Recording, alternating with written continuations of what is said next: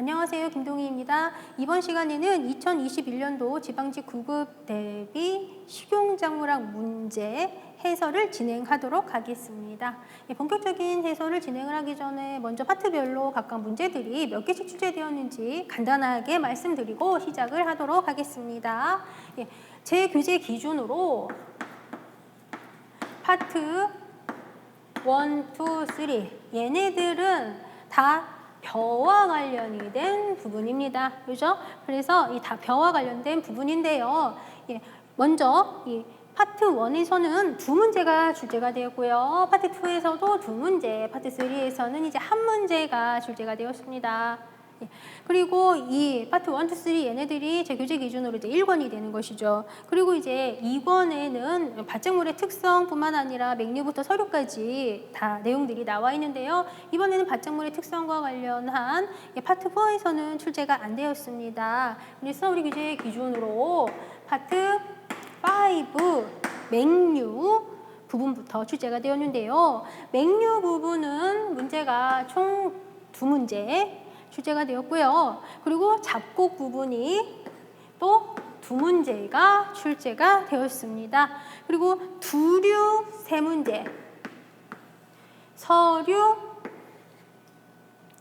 파트 8 부분 서류가 3문제 이렇게 출제가 되었습니다. 그러면 지금 벼와 관련한 문제가 총 5문제가 출제가 된 것이죠. 벼와 관련한 문제가 20문제 중에서 총 5문제가 출제가 되었고 맹류는 2개, 잡곡 2개, 그리고 여기 두류 3개, 서류 3개. 그러면 20개가 다 안 찼어요. 그렇죠? 20개가 다 안 찼는데 그러면 나머지는 어디에서 출제가 되었냐면 재배학 내용이 4문제가 출제가 되었습니다. 재배학 내용이 4문제. 그리고 제가 봤을 때 100점 방지용 문제라고 볼 수가 있는 것이 1문제가 출제가 되었고요. 100점 방지용 문제라고 볼 수 있는 것이 1문제가 출제가 되었습니다. 그래서 이렇게 보시면 아시겠지만 식용작물학이라고 하는 과목의 시험인데도 불구하고 20문제 중에서 4문제씩이나 재배학의 내용이 출제가 되고 있습니다. 그래서 우리 농업직 시험 공부에 있어서 가장 중심이 되는 전공 과목은 재배학입니다. 재배학 공부를 열심히 하셔야 식용작물학 점수도 잘 받으실 수 있으십니다. 그래서 제가 생각했을 때는 재배학 공부 열심히 하신 분들 같은 경우는 이번에 식용작물학도 잘 보시지 않으셨을까라고 생각이 듭니다. 그리고 재배학 내용을 제외하고는 역시 쌀과 벼와 관련된 부분이 많은 부분 출제가 되고 있습니다. 그래서 우리가 이론 수업을 진행을 한다거나 문제풀이 진행을 할 때에도 쌀과 벼와 관련한 내용을 굉장히 많이 다루었습니다. 그런데 사실 이 쌀과 벼와 관련한 문제에서 어떻게 보면 기출문제들을 좀 열심히 보셨다면 그게 무리 없이 답을 찾으실 수 있는 문제들이 상당히 많이 출제가 되었기 때문에 이번에 이 벼와 관련된 부분 문제들은 크게 무리 없이 답을 찾으셨으면 좋겠다라고 생각을 했습니다. 그런데 보통 우리 공부하시는 수험생분들께서 재배학보다 식용작물학을 더 많이 어려워하세요. 어려워하시고 더 거부감을 많이 느끼세요. 아무래도 작물별로 따로따로 암기해야 되는 사항이 많기 때문에 그래서 더 거부감도 심하게 느끼시고 그러다 보니까 암기도 잘 안 되고 이런 특성을 이제 가지게 되는데요. 기본적으로 항상 제가 이론 수업을 처음 시작을 할 때 말씀을 드리는 것처럼 무조건 재밌다 재미없어도 스스로 재밌다 이렇게 세뇌를 시켜야 이게 머릿속에 들어올 수가 있거든요. 근데 보면서 이거 왜 이렇게 안 외워져? 왜 이렇게 어려워? 막 이렇게 계속 생각하면 진짜 머릿속에 잘 안 들어온단 말이에요. 그래서 제가 생각했을 때 혹시라도 식용작물학 점수가 이번에 만족스럽지 못해서 다음 시험을 준비를 해야 되겠다라고 생각을 하신 분이 있으시다면은 먼저 좀 식용작물학이라고 하는 과목이 진짜 정이 안 가는 과목이기는 하지만 좀 정을 붙이려고 좀 노력을 하셔야 되지 않을까라고 생각이 듭니다. 사실 공부를 어느 정도 하고 보면 식용작물학 내용은 그렇게 어려운 내용은 아니란 말이에요. 그래서 공부가 좀 많이 되고 이제 식용작물학을 고득점 할 수 있을 만큼 공부가 되신 후에 나중에 생각을 해보면 아 내가 옛날에는 왜 이걸 못 외웠을까? 왜 이걸 답을 못 찾았을까? 이렇게 생각을 하시게 될 거예요. 정이 안 가는 과목인지 저도 알지만 정 붙일 수 있도록 노력을 해야 되는 과목이 식용작물학이라고 하는 과목입니다. 그러면 이제 본격적으로 설명을 시작을 해보도록 하겠습니다. 먼저 1번 문제 봐주세요. 수인기의 과분무가 생장에 미친 영향으로 옳지 않은 것을 물어보는 문제입니다. 정답은 4번이 됩니다. 줄기에서 CN율이 높아진다라고 되어 있습니다. CN율이 높아지기 위해서는 광합성이 아주 왕성하게 일어나서 탄수화물을 많이 만들어내야 그래야 CN율이 높아질 수가 있죠. 그런데 과분무가 되면 어떻게 되겠어요? 과분무가 되면 수강 능률이 나빠집니다. 그죠? 수강 능률이 나빠지면 건물 생산 효율이 떨어지는 거고 탄수화물을 많이 못 만드는 현상이 생기는 것입니다. 그렇기 때문에 그런 조건에서는 CN율이 높아질 수가 없죠. 그래서 정답이 4번이 되는 것입니다. 그리고 이제 2번으로 한번 가보도록 하겠습니다. 2번 문제, 이거는 이제 재배학 내용이죠.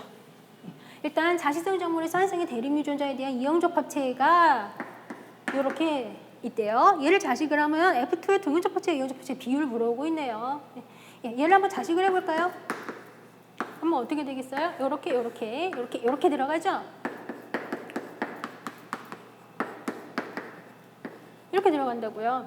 그러면 여기에서 얘네들은 이형적 합체, 얘네들 빨간색으로 표시한 거, 얘네들이 동형적 합체 이렇게 들어갑니다. 그래서 이형적 합체 2개, 동형적 합체 2개 이렇게 되기 때문에 동형적 합체와 이형적 합체의 비율은 1대1이 됩니다. 그래서 2번 문제의 정답은 1번이 됩니다. 그래서 이거 같은 경우는 우리 재배학에서 멘델의 유전 법칙과 관련해서 내용을 확인을 하셔도 되고 아니면은 자시성 작물 집단의 유전적 특성 부분을 보셔도 되고요. 그래서 2번의 정답은 1번이고요. 그리고 여기 이제 3번으로 한번 가보도록 하겠습니다. 3번 문제, 실온에 저장한 작물 종자의 수명이 가장 긴 것을 물어보고 있습니다. 사실 이거 같은 경우는 우리 식용작물학 책에 땅콩의 종자 수명이라거나 옥수수 종자 수명 이런 것들이 다 나와 있기는 합니다. 그런데 여기에서 정답은 3번 벼고요. 여기에서 답을 찾기가 좀 그래도 각자 우리 식용작물학에서 따로따로 작물의 특징에 대해 나와 있는 것보다는 재배학 책을 보시면 재배학 책의 작물의 종자 수명이 나와 있는 표가 있습니다. 그걸로 답을 찾으시는 게 아마 좀 더 쉽지 않으셨을까라고 생각이 듭니다. 일단 우리 재배학 교재에서 2권을 보시면 작물별 종자의 수명이라고 하는 게 표 4-1번에 있었던 걸로 제가 기억을 합니다. 그런데 그 표에서 땅콩, 메밀, 옥수수 얘네들은 단명 종자 1-2년 정도 수명을 유지하는 단명 종자에 속한다라고 얘기를 하고 있습니다. 그런데 재배학에 있는 작물 종자의 수명표에서 벼라고 하는 것은 3에서 5년 정도 수명을 유지하는 상명 종자로 구분을 합니다.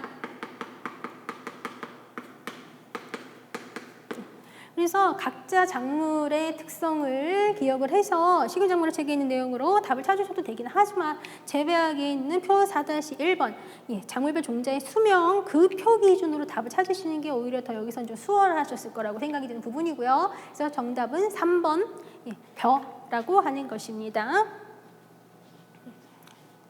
그리고 이제 4번 문제로 한번 가보도록 하겠습니다. 사실 4번 문제 같은 경우 이거 너무 보자마자 너무 답이 너무 편하, 그죠? 너무 편해요. 여기 보시면 감자에서 상처를 치유한대요. 이거 여기만 딱 봐도 큐어링이라고 대놓고 답이 나오는 그런 부분이죠. 이런 사항들은 역시 우리 식용작물 교재에서 서류와 관련된 부분에서 확인하셔도 되고요. 그리고 지금 여기에 있는 이 문장들은요, 재배학 교재를 보시면 아예 똑같은 문장이 또 나와 있는 것을 확인을 하실 수가 있으십니다. 그러면 정답은 일단 4번의 정답은 3번이고요. 그럼 여기 CA 저장이라고 하는 것이 있습니다. 이 CA 저장이라고 하는 것은 과실을 저장을 할 때에 산소 농도를 낮추고 이산화탄소 농도를 높여줌으로써 호흡을 줄여서 안전하게 장기 저장할 수 있도록 하는 거, 그게 CA 저장이라고 하는 것이죠. 예. 아무래도 산소를 제거하거나 산소 농도를 낮추거나 하면 호흡에 의한 소모량이 적어지겠고 변질도 줄어드니까요.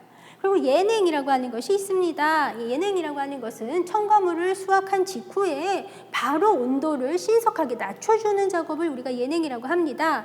예, 그렇게 우리가 예냉 처리라고 하는 것을 실시를 하면 운송을 할 때에도 신선도가 유지가 되고요. 그리고 부패도 억제가 되고 증산작용도 억제가 되는 효과를 얻을 수가 있습니다. 상온 통풍 건조라고 하는 것은 벼와 관련한 부분에서 보셨을 사항입니다. 그래서 이거 같은 경우는 쌀 저장고에다가 무가온 송풍 장치를 설치해서 건조시키는 작업입니다. 예, 그래서 정답은 3번. 예, 이건 굉장히 쉬운 문제이죠. 예, 그리고 5번 문제 한번 가보도록 하겠습니다. 불안 정리에 대한 설명 옳지 않은 거 물어보는데요. 정답은 3번입니다. 5번 문제 정답은 3번입니다. 예, 일단 이 동절미 같은 경우는 중앙부가 잘력한 쌀이다 이렇게 얘기를 하고 있습니다. 그리고 청미, 청치 이렇게 얘기하는 거는 녹색깔이 보이는 거죠. 과피 염료수 남아 있어요. 그죠? 예, 그래서 이런 거 뭐 약수영화라든지 이런 데서 볼 수 있고요. 동할미는 근간쌀이다 이런 거 굉장히 많이 보셨을 거예요. 그런데 예, 5번 정답 3번인데요. 다미라고 하는 것은 사실 우리가 그렇게 별로 많이 중요하게 그렇게 다룬 적은 없었어요. 문제풀이라든지 이런 데서 엄청 중요하게 다룬 적은 없었습니다. 제가 생각을 했을 때에 지금 5번 문제 같은 경우는 1번, 2번, 4번 보기가 맞다는 것을 알기 때문에 4번이 답인가? 이렇게 찾아도 되게 이 문제가 출제가 되었다고 볼 수가 있습니다. 예, 담이라고 하는 것은요, 착색미에 속합니다. 착색미. 담이라고 하는 것은 착색미에 속하는 것이고요. 그래서 이 착색미라고 하는 것은 곰팡이 또는 세균이 번식을 해서 배유 내부까지 착색이 된 경우를 의미를 합니다. 그런데 이거는 도정을 해도 반점이 남아 있습니다. 쌀로 이거는 뭐 보시면 이렇게 색소가 생겼다 여기까지 좋아요. 그런데 도정을 하면 쉽게 제거한다? 제거할 수 있다가 아니고 도정을 해도 남아 있습니다. 3번이 정답입니다. 그래서 착색미에는 다미뿐만 아니라 반점미, 흑점미 이런 것들이 속합니다. 네, 그리고 이제 6번으로 한번 가보도록 하겠습니다. 6번 문제 이것도 재배학의 내용입니다. 그죠? 예, 6번 문제 정답 1번. 정답 1번이 됩니다. 이거 너무 대놓고 그냥 우리 재배학 교재에 있는 계통6종 문장 그대로 갖다가 문제가 출제가 되었습니다. 일단 봐주세요. 인공교배를 해서 예, F1 만들고 F2부터 개체, 선발, 개통, 재배, 개통, 선발 반복한대요. 그래서 인공교배에서 F1을 만들고 나서 초기부터 선발을 들어가서 개통육종에 대한 설명입니다. 그래서 이거는 교배를 해서 F1 만든 거 가지고서 이렇게 선발해요. 근데 순계 선발이라고 되어 있습니다. 2번 보기 봐주세요. 순계 선발, 이건 뭐예요? 분리육종인 거예요. 이거 교배육종, 이거는 지금 교배, 인공교배, 교배해서 F1을 얻는 거라고요. 그런데 순계 선발은 분리육종입니다. 그죠? 그리고 순환선발이라고 하는 것이 있습니다. 이 순환선발이라고 하는 것은 이거는 뭐 단순 순환선발이라거나 뭐 상호 순환선발 이러한 것이 있죠. 그래서 순환선발 같은 경우는 우량개체를 선발을 하고 그 선발한 우량개체들 간의 상호교배를 함으로써 집단 내에서 우량한 유전자의 빈도를 높여가는 방식입니다. 집단 육종이라고 하는 것은 잡종 초기 세대에는 선발하고 있지 않다가 나중에 잡종 초기 세대에는 선발을 안 하다가 이제 나중에 집단의 한 80% 정도가 동형접합체로 된 후기에 가서 개체 선발을 해서 순기 육성하는 것이 집단 육종입니다. 그죠? 정답은 1번. 사실 보시면 이거는 뭐 이렇게 개통 이렇게 막 써 있는 것만 봐도 답이 1번이구나라고 하는 거 아주 쉽게 찾으셨을 거라고 생각이 듭니다. 이제 7번으로 한번 가보도록 하겠습니다. 7번 문제. 맹류의 주파성 제거에 대한 설명, 옳지 않은 것을 물어보는 문제입니다. 7번 문제의 정답은 2번이 됩니다. 7번 문제 정답은 2번입니다. 주파성 제거에 필요한 활동기간은 주파성이 높을수록 길어집니다. 짧아진다가 아니라 길어진다가 되어야 합니다. 아무래도 지금 보시면 파종 조기는 추파성이 높은 것이 빨라진다라고 하는 게 우리 교재에 언급이 되어 있는 걸 확인하실 수가 있는데요. 추파성이 높은 것이 파종적기가 빨라진다라는 거 우리 이론서에 있습니다. 그런데 그것은 추파성 소거에 필요한 월동 기간이 추파성이 높을수록 길어지기 때문이다라고 교재에서 아마 보신 기억이 있으실 것입니다. 그래서 추파성 제거에 필요한 월동 기간은 추파성이 높을수록 길어집니다. 그렇기 때문에 이런 애들은 추파성이 높은 애들일수록 파종 적기도 빨라지게 된다라는 거 특징적인 사항으로 기억하고 계셔야 되겠고, 이거는 교재에서 여러 번 보셨을 그런 사항이 됩니다. 지금 여기 1번 보기 같은 경우는 뭐예요? 1번 보기 같은 경우는 딱 보자마자 맞아? 라고 이렇게 생각할 수 있죠. 추파성이라고 하는 것은 어떤 성질 가지고 있는 거예요? 영양생장을 지속하고 생식생장 뒤로 밀어버리는 성질을 가지고 있는 거, 그런 애들이 추파성 품종이죠. 그렇게 추파성이 소거가 되게 하고 싶다 그러면은 저온 단위를 만나야 되잖아요. 그리고 저온 단위를 만나고 나서 고온장애 조건에서 출수가 빨라지는 것이고요. 그래서 1번은 다 무조건 알아봐야 되겠고요. 추나 처리는 이렇게 저온 처리를 통해서 추파성 없애는 거, 이거 보자마자 맞다라고 알아보셔야 돼요. 그런데 사실 4번 보기 같은 경우는 굳이 안 외우셔도 돼요. 굳이 안 외우셔도 되는데 조금 어려워 보일 수 있는 그런 것이죠. 그래서 지금 4번 보기를 보고서 당황하신 분이 계시겠지만 사실 얘는 답을 찾는 데는 아무 상관이 없는 그런 보기입니다. 그래서 추파형 호밀의 추나 처리 적정 온도는 1에서 7도범이다. 그래서 저온이다. 이렇게 생각하시면 됩니다. 그리고 이제 8번으로 한번 가보도록 하겠습니다. 찰옥수수에 대한 설명 옳지 않은 거 정답은 1번이 됩니다. 1번이 됩니다. 지금 이거 같은 경우는요. 왜 이게 딱 틀렸냐면요. 우리 교재에서 찰옥수수를 뭐라고 표현을 하고 있냐면 나종, 찰씨 이렇게도 표현을 하고 있죠. 그 나종, 찰씨, 찰옥수수에 대한 설명을 보시면 우리나라 국내에는 백색인 것이 많지만 황색인 것도 있다라고 써 있습니다. 황색 찰옥수수가 가장 많은 게 아니고요. 백색 찰옥수수가 가장 많습니다. 그래서 우리나라는 백색인 것이 많지만 황색인 것도 있긴 있는 것입니다. 정답은 이제 1번이 되고요. 그런데 2번은 맞다라는 것을 무조건 알아보셔야 되죠. 그래서 보통 옥수수 같은 경우는 아밀로펙틴의 함량이 78% 정도인데 찰옥수수는 98에서 100%까지 된다. 그죠? 그거 기억하고 계셔야 되겠고, 그리고 요오드와 칼륨을 처리를 하면 전분이 적색 찰 반응을 나타낸다. 이렇게도 얘기를 하고 있습니다. 그래서 이렇게 이제 찰성을 띠는 이런 애들은 이제 요오드와 칼륨 처리했을 때 적색 찰 반응이다. 요거는 지금 기억하셔야 되는 그런 부분입니다. 종자가 불투명하고 우윳빛을 띈다. 요거 같은 경우도 또 특징적인 사항으로 우리 이제 교재에서 언급이 되고 있는 부분인데요. 그런데 사실 이 찰옥수수에 대한 사항은 2번은 많이 봐서 알아요. 그렇지만 1번, 3번, 4번을 보시고서 헷갈린다라고 생각하실 수가 있으실 거예요. 이건 좀 비교적 지엽적인 문제가 좀 출제가 됐다고 볼 수가 있습니다. 항상 시골작물학 같은 경우는 문제를 좀 어렵게 내려고 하면은 이렇게 좀 지엽적인 보기들을 집어넣는 경향을 볼 수가 있습니다. 근데 이런 것도 이론서 회독을 여러 번 하신 분이라고 한다면 답을 쳐주셨겠죠. 그죠? 9번으로 한번 가보도록 하겠습니다. 다음에서 설명하는 옥수수 보급종 생산 방식 물어보고 있습니다. 딱 보니까 여기 첫 번째 나와 있는 거 균일하대요. 두 번째 나와 있는 사항 보니까 잡종 강세가 크대요. 종자친 2줄, 화분친 1줄 이렇게 되어 있네요. 2대1 비율로 파종을 한대요. 그러면 여기에 다 겹치는 거 하나밖에 없습니다. 단교잡종이라고 하는 거 이게 하나만 여기에 겹칩니다. 지금 여기에 나와 있는 지금 이거 종자친과 화분친의 심는 비율 2대1, 이거는 우리 이거 옥수수와 관련해가지고 시구작물학 교재에서 확인을 하실 수가 있으시죠.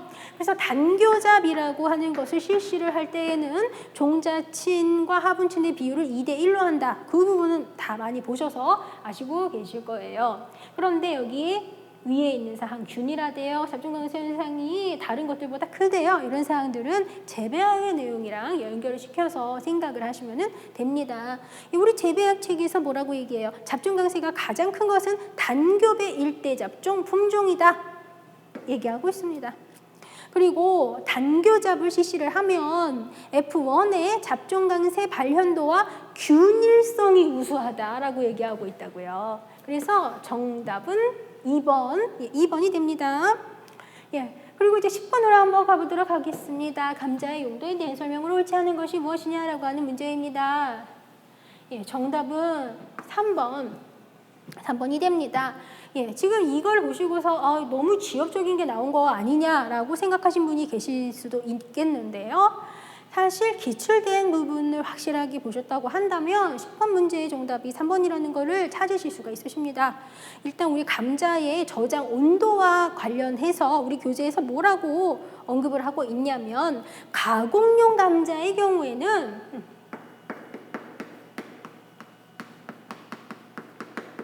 가공용 감자의 경우는 환원당의 함량이 증가하는 것을 막기 위해서 환원당의 함량이 증가하는 것을 막기 위해서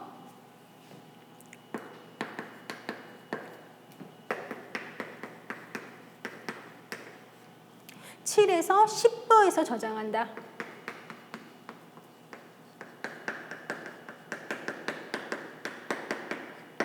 라는 거가 써 있는 것을 확인하실 수 있으십니다. 그러면 딱 이걸 봐주세요.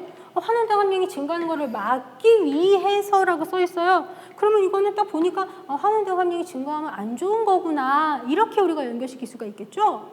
그럼 환원당 함량이 증가하면 안 좋은 거라고 했으니까 그러면 여기서 틀렸겠구나. 이렇게도 우리가 생각을 해볼 수가 있다고요. 그래서 요거를 기억을 하셔서 요 사항, 요 3번이 답이구나 이렇게 연결을 시키셨으면 진짜 아주 잘하신 거고, 만약에 이론서를 아주 꼼꼼하게 정독을 열심히 하신 분이라고 한다면 우리 교재에 2권의 329페이지를 보시면 가공용 감자의 품종 조건으로는 건물의 함량이 높고 환원당 함량이 낮은 게 좋다라고 써 있는 것도 확인을 하실 수가 있으십니다. 그래서 지금 이거 같은 경우는 다른 보기들은 일부러 더 어려워 보이게 애들이 구성이 됐다고도 볼 수가 있습니다. 그런데 사실 이거 4번 같은 경우는 적색 보라색은 안토시아닌 색소는 연결시킬 수가 있는데 1번 보기라거나 이런 거 보면은 되게 이거 뭐야 막 이런 생각이 들잖아요. 그렇지만 이렇게 지엽적인 거 몰라도 답 찾는 데는 아무 무리가 없는 그런 문제가 됩니다. 그래서 10번의 정답은 3번이고요. 11번으로 한번 가보도록 하겠습니다. 콩가작물의 근류균에 대한 설명, 옳지 않은 것이 무엇이냐. 정답 4번. 팥은 콩보다 근류균 착생과 공중질소 고정이 더 잘 일어난다? 아니죠. 이거 틀렸죠. 두류에 속하는 애들, 우리 교재에 언급되고 있는 두류에 속하는 애들은 전부 다 질소 고정하기는 하는데 콩이 제일 많이 하고 나머지는 다 콩보다 못하다라고 굉장히 여러 번 언급을 드렸습니다. 그죠? 그래서 팥은 근류균의 착생과 공중질소 고정이 콩보다 못하다 또는 콩보다 떨어진다. 뭐 이렇게 들어가야 됩니다. 정답은 4번이 되는 것입니다. 그리고 이 근류균이라고 하는 거, 이거 뿌리오박테리아, 그렇죠? 이 뿌리오박테리아라고 하는 애들은 자기가 할 일이 많이 있어야지 일을 잘한다라고 말씀을 드렸습니다. 그래서 토양 중에 질산염이 적은 곳, 이런 곳이 뿌리오박테리아, 질소고정 미생물이 할 일이 많은 곳이죠. 그래서 이런 데서 아주 왕성하게 일을 합니다. 그리고 뿌리오박테리아라고 하는 거는 산소가 있어야 일을 잘하죠. 허기성이라더라. 이런 정도는 굉장히 다 많이 보신 그런 부분입니다. 11번의 정답은 4번이고요. 그리고 이제 12번으로 한번 가보도록 하겠습니다. 고구마, 괴금, 미대 촉진하는 조건 옳지 않은 거. 정답 2번입니다. 그죠? 12번의 정답은 2번인데요. 장일 조건이 유리하다? 아니죠. 단일 조건. 지금 이거 12번 문제 같은 경우는 무조건 맞춰주셔야 되는 문제입니다. 고구마 괴금 비대와 관련한 환경 조건과 관련한 사항은요, 지금까지 문제가 굉장히 여러 번 출제가 되었었습니다. 그죠?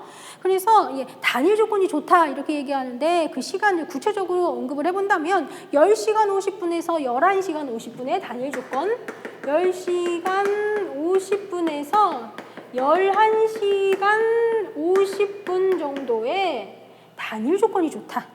그죠? 10시간 50분에서 11시간 50분 정도 단위 조건이 좋다. 그래서 정답이 2번.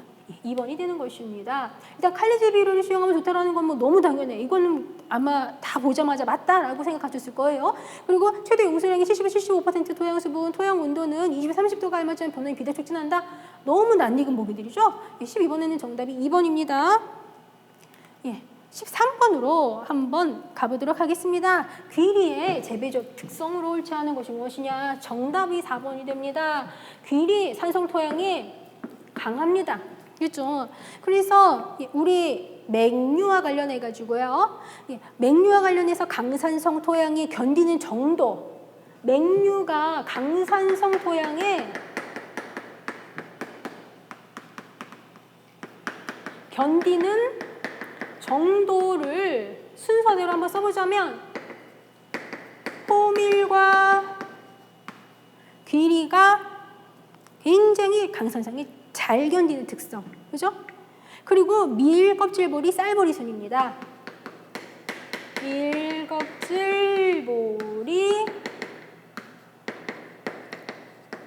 쌀보리순이다.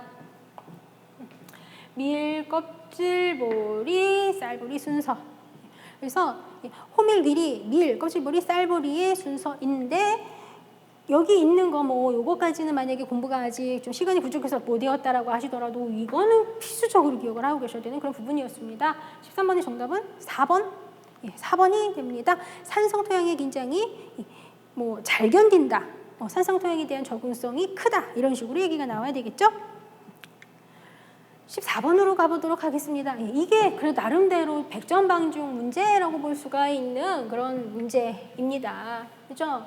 보시면 병에서 유기농산물로 인증받기 위해서 많이 이제 사용하는 병해충 방제제로 옳은 것을 찾으시오라는 문제이고요. 정답은 2번 보르도액입니다.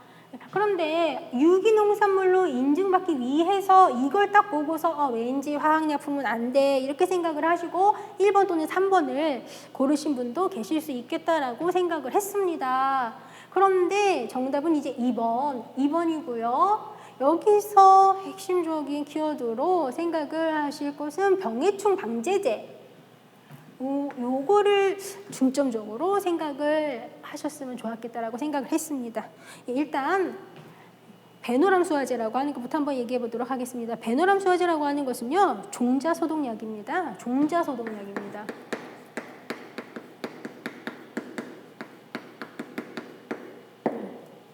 그래서 이거 종자소독할 때 쓰는 건데 얘는 그러면 얘는 빼야 되겠구나 생각하셔야 되겠고. 그리고 깻묵, 쌀겨 이런 건 뭐예요? 깻묵, 쌀겨 이런 거 같은 경우는 다 식물체로부터 얻는 물질들입니다. 그죠? 그래서 깻묵, 쌀겨 이런 것들은 식물체로부터 얻는 것이고 이런 거는 이제 유기물, 그렇죠? 이렇게 우리가 이제 얘기를 할 수가 있습니다. 그런데 깻묵이라거나 쌀겨를 이용을 한다고 해서 병해충이 없어지지는 않겠죠. 깻묵, 쌀겨 같은 것을 이용을 하면 좋은 효과를 얻을 수 있는 부분이 있기는 있습니다. 어떤 효과를 얻을 수 있냐면 토양 개량 효과를 얻을 수 있어요. 깻묵과 쌀겨 같은 경우는 깻묵과 쌀겨는 토양 개량 효과를 얻기 위해서 이용할 수가 있습니다. 깻묵, 쌀겨 이용한다고 해서 병해충이 없어지는 건 아니라고요. 그렇죠? 그래서 일단 4번 빠지고 1번, 3번 빠지니까 답이 2번인가? 이렇게 생각해서 답을 찾으셔도 됩니다. 베노람 수화제가 종자소독약으로 이용이 된다는 것은 우리 식물작물학 책에서도 확인하실 수 있으시고요. 깻묵, 쌀겨가 이걸 이용한다고 해서 병해충 방제가 되지는 않는다라고 하는 거는 사실 굳이 이거를 콕 집어서 얘는 병해충 방제제가 아니다 뭐 이런 식으로 나와 있는 부분이 없어도 그동안 공부한 거 가지고서도 우리가 이제 충분히 유출을 할 수 있는 그런 부분이긴 한데요. 이 문제를 보시고서 좀 당황을 하신 분들이 좀 많으셨겠다라는 좀 생각을 했어요. 그래서 사실 이거는 공부를 좀 굉장히 좀 정말 열심히 하시고 다양한 문제를 풀어보시고 지금 시험장에서 여유가 있다, 심적으로 여유가 있다 이런 분들이라고 했다면 답을 찾으셨겠지만 그렇지 않으신 분들은 좀 힘드셨겠다라고 생각이 들었습니다. 정답은 이제 2번인데요. 그런데 이거랑 관련해 가지고요 아주 명확하게 언급이 되어 있는 게 있기는 있습니다. 어디에서 언급이 되고 있냐면 친환경 농어업 육성 및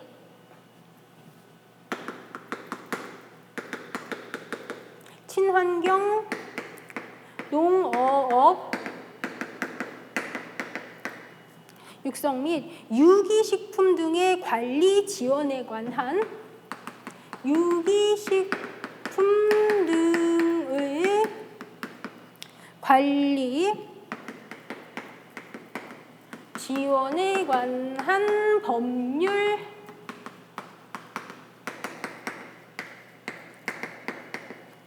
시행 규칙을 보면 별표 1이 있어요. 별표 1이 있고요. 여기에서 유기식품에 사용 가능한 물질이 언급이 되고 있습니다. 여기를 보면 유기식품에 사용 가능한 물질의 종류가 쭉 나열이 되어 있어요. 그런데 이제 이 중에서도 특히 병해충 관리를 위해서 사용 가능한 물질이 병해충 관리 위해서 사용 가능한 물질이 구체적으로 보르도액이라고 딱 써 있습니다. 그리고 이 외에도 뭐 석회 보르도액과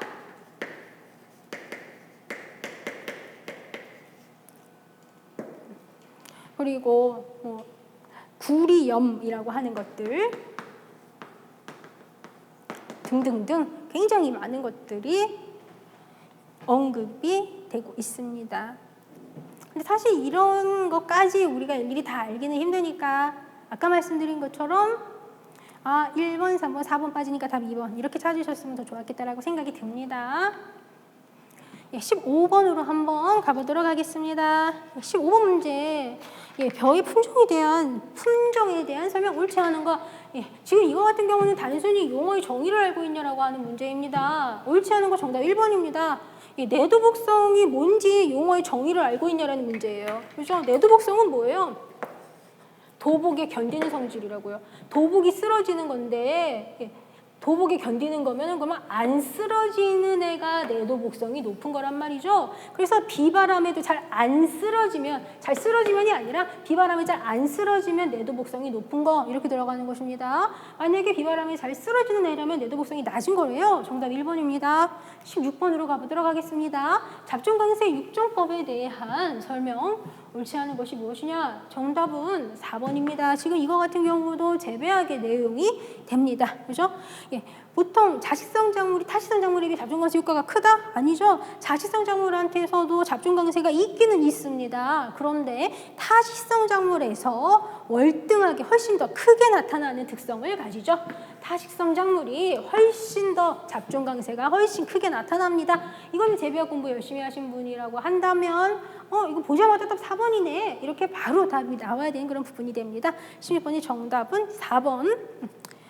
그리고 17번으로 가보도록 하겠습니다. 콩의 기화에 대한 설명으로 옳은 것이 무엇이냐?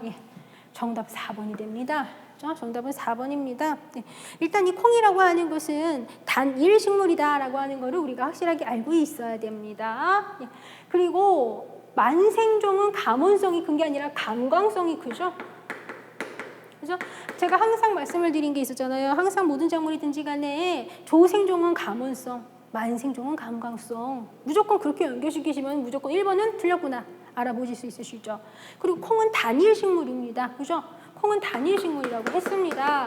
그런데 제가 이거 콩의 개화와 관련해 가지고 수업을 진행을 하면서 필기를 해드렸었던 부분이 있습니다. 콩은 단일 식물인데 한계 일장이 품종에 따라 다르다라고 말씀을 드렸었어요. 콩은 단위식물에 속하는데 한 개 일장은 품종에 따라 다르다라고 말씀드렸습니다. 그래서 구체적으로 제가 시간을 적어드렸습니다. 조생종은 매일 11시간에서 13시간, 조생종은 매일 11시간에서 13시간.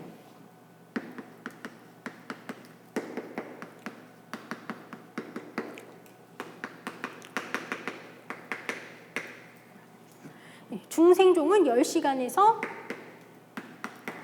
12시간, 만생종은 8시간에서 10시간 이하로, 만생종은 8시간에서 10시간 이하로 햇빛을 주면 꽃이 빨리 핀다. 이거 수업을 하면서 제가 적어드렸었던 사항입니다. 그래서 조생종은 매일 11시간에서 13시간, 중생종은 10시간에서 12시간, 만생종은 8시간에서 10시간 이하로 햇빛을 줬을 때 꽃이 빨리 피는 것입니다. 그래서 지금 이게 뭐예요? 이게 한 개 일장 구체적으로 적어드린 거잖아요. 그렇죠? 그래서 한 개 일장 이하로 줬을 때, 한 개 일장 이하에서 꽃이 빨리 핀다고요. 정답 4번이 됩니다. 그리고 이제 18번으로 한번 가보도록 하겠습니다. 그림의 가라에 들어갈 재배형으로 옳은 것을 물어보는 문제입니다. 이거 굉장히 보고서 좋은 문제라고 생각이 들었었습니다. 이거 같은 경우는 조기재배, 조식재배, 만시재배, 만기재배 이런 것들에 대해서 확실하게 이해를 하고 계셨다고 한다면 답을 찾으셨겠죠. 정답 1번이 됩니다. 조기재배라고 하는 건 뭐예요? 조기재배라고 하는 것은 조파, 조식해서 수확도 일찍 하는 것이죠. 그러면 먼저 보통기 재배는 파종을 이때 하고 이양을 이때 해요. 그리고 출수를 이때 하고 수확을 이때 한다고요. 그런데 가본을 보니까 보통기 재배보다 훨씬 더 빨리 파종했네요. 조파했네요. 보통기 재배보다 훨씬 더 빨리 이양했네요. 조식했네요. 조파, 조식했네요. 그죠? 그리고 보통기 재배보다 훨씬 더 빨리 수확을 했네요. 그죠? 조파, 조식해서 수확을 빨리 했어요. 조기 재배구나. 그죠? 그러면 나번을 한번 보도록 할까요? 지금 이거 나번 같은 경우 보니까 보통기 재배보다 조파, 조식했습니다. 그죠? 조파, 조식을 했는데 영양생장 기간이 길어요. 지금 영양생장 기간이 길어요. 그래서 조파, 조식을 했는데도 불구하고 영양생장 기간이 길다 보니까 수확이 막 엄청 빨라지지 않았어요. 그렇다면 지금 이거는 조식을 했는데 영양생장 기간이 길다? 이거는 그러면 조식재배구나. 이렇게 우리가 연결을 시켜줘야 되겠죠. 그래서 우리 한냉지에서 중만생종을 조기에 육묘해서 조기에 이양을 해요. 그러면 이 조식재배라고 하는 것은 일찍 이양을 했기 때문에 영양생장이 길어지는 특성을 가진다고요. 지금 제가 한냉지에서 중만생종이라고 했습니다. 한냉지에서 중만생종. 그러면 만생종 이런 애들은 어때요? 이런 애들 같은 경우는 내가 일찍 이양을 하든 늦게 이양을 하든 무조건 정해진 시기에 생식생장으로 넘어가요.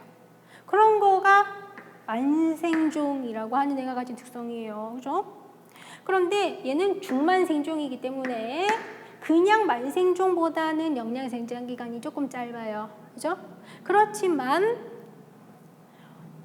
중만생종도 조식재배를 실시하면 영양생장 기간이 길어지는 것입니다. 그냥 만생종보다는 영양생장 기간이 짧지만 그래도 중만생종도 영양생장 기간이 긴 편이라고요.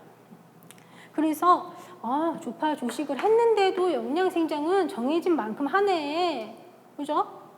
그렇다면 이거는 조식재배가 되겠구나. 그죠? 그리고 4번 한번 봐주세요. 4번. 파종을 한 시기를 보세요. 보통기 재배하고 파종한 시기가 똑같아. 그런데 이양이 이렇게 늦어졌어? 그렇다면 이거는 파종은 적절한 때에 했는데 이양만 늦어졌다. 그럼 이거는 만식 재배구나. 그죠? 만식 재배는 뭐예요? 적절한 시기에 파종을 했는데 물이 부족하다거나 해서 어쩔 수 없이 늦게 모내기가 실시됐어요. 그게 만식 재배잖아요. 그죠? 만식 재배. 그리고 이 만기 재배라고 하는 게 있어요. 만기 재배 같은 경우는 만파 만식 하는 거예요. 간단하게 얘기하면요. 만기 재배는 만파 만식이에요. 그러면 보통기 재배 같은 경우는 파종하고 이양하고 이렇게 들어가는데 시기를 봐주세요. 라버는 파종하는 시기도 늦어요. 이양하는 시기도 늦어요. 그죠? 만파 만식을 했구나. 그죠? 만파 만식을 했다고요. 그래서 만기 재배는 만파 만식 요거만 생각하면 그러면 요거 답이 1번이 되겠구나. 이렇게 우리가 생각할 수가 있습니다. 그래서 우리 교재를 보시면은요, 만기 재배 같은 경우는 주로 중남부 평야지대에서 감자, 채소 같은 애들의 뒷그루로 특정 시기에 늦모내기를 실시하는 거다 이렇게 얘기합니다. 그리고 만기 재배를 실시할 때는 감 온성과 감 광성이 모두 둔한 품종 선택한다 이렇게 얘기합니다. 그죠? 만파 만식을 했는데도 불구하고 환경 조건에 반응하지 않고 난 무조건 정해진 만큼 영양세정 하고야 말 거야. 그런 애를 선택을 해야 내가 원하는 만큼의 수량을 얻을 수가 있는 것이죠. 그죠? 그래서 이거 보시면 가번은 조파조식해서 수확도 빨리 그러니까 조기재배. 나번은 조파조식을 했는데 수확은 그렇게 막 빨라지지가 않았네. 조파조식했더니 영양생장 기간이 길어졌어. 그러면 조식재배. 그리고 다번은 파종은 원래 하던 때에 했는데 이양이 늦어졌어. 그럼 만식재배. 만파 만식했어. 만기재배. 정답 1번입니다.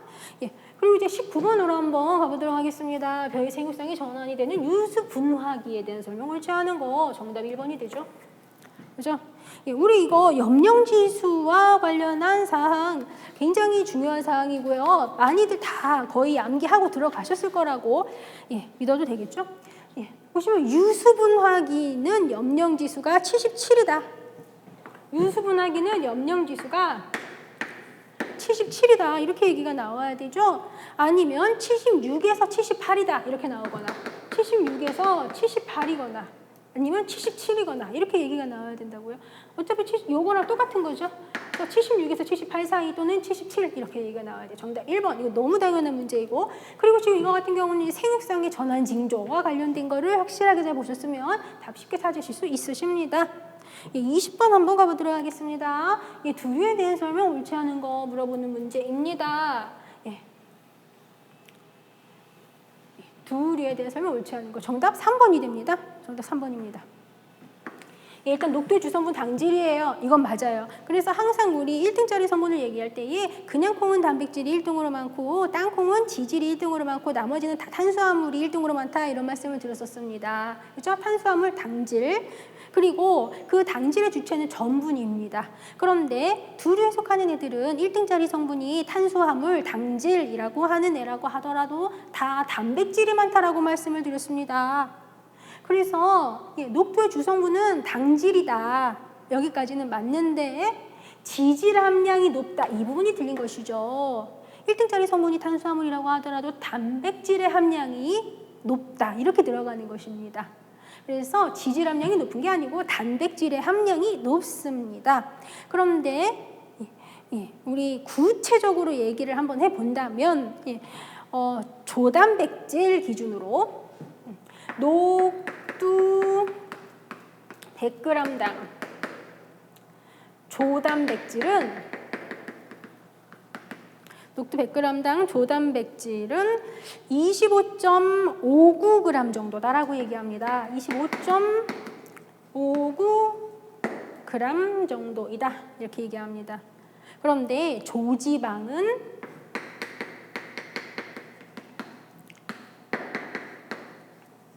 0.7g으로 지방은 낮아요.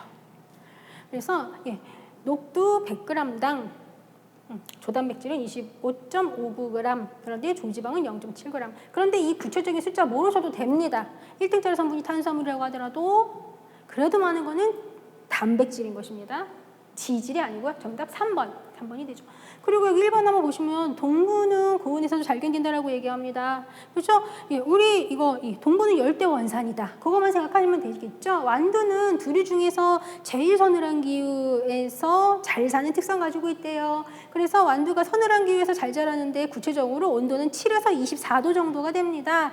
예, 그리고 여기 땅콩은 1등짜리 성분은 지질이라고 했죠. 그리고 두류에 속하는 애들은 1등짜리 성분이 단백질이 아니라고 해도 다 단백질은 많다고요. 그래서 여기 20번의 정답은 3번. 예, 이렇게 해서 이제 기출문제 좀 설명을 드렸는데요. 지금 보셔서 아시겠지만 지금 이거 지방직 문제 설명을 드렸는데 보셔서 아시겠지만 기출 문제를 꼼꼼하게 보신 분들이라고 한다면 보기 4개를 다 알지 못해도 답을 찾을 수 있는 문제들이 좀 상당히 많이 출제가 되었습니다. 그런데 아무래도 5과목을 공부하다 보니까 시간이 부족해서 공부가 아직 조금 부족하신 분들의 경우는 좀 처음 보는 보기가 나왔다거나 하면 좀 당황을 하셨을 수도 있겠죠.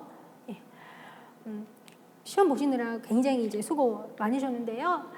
다들 좋은 결과가 있으시길 바라겠고요. 그리고 혹시라도 이제 7급 준비를 하신다거나 하시는 분들 같은 경우는요, 이론서를 9급 공부하실 때보다 훨씬 더 꼼꼼하게 여러 번 정독을 하셔야 되니까 7급 시험 준비하시는 분들 같은 경우는 정말로 정독을 꼼꼼하게 좀 해주시는 거 좀 부탁드리겠고요. 그리고 혹시라도 만약에 이제 다음 시험을 준비해야 되겠다라고 생각을 하신 분들이 계시다면 아무래도 좀 에너지를 충전하실 시간이 필요하시니까 좀 에너지를 충전을 하시고 나서 그리고 공부를 시작을 해주세요. 계속 쉬지 않고 너무 공부만 하고 에너지 소모만 하면은 사람이 지쳐서 나가 떨어집니다.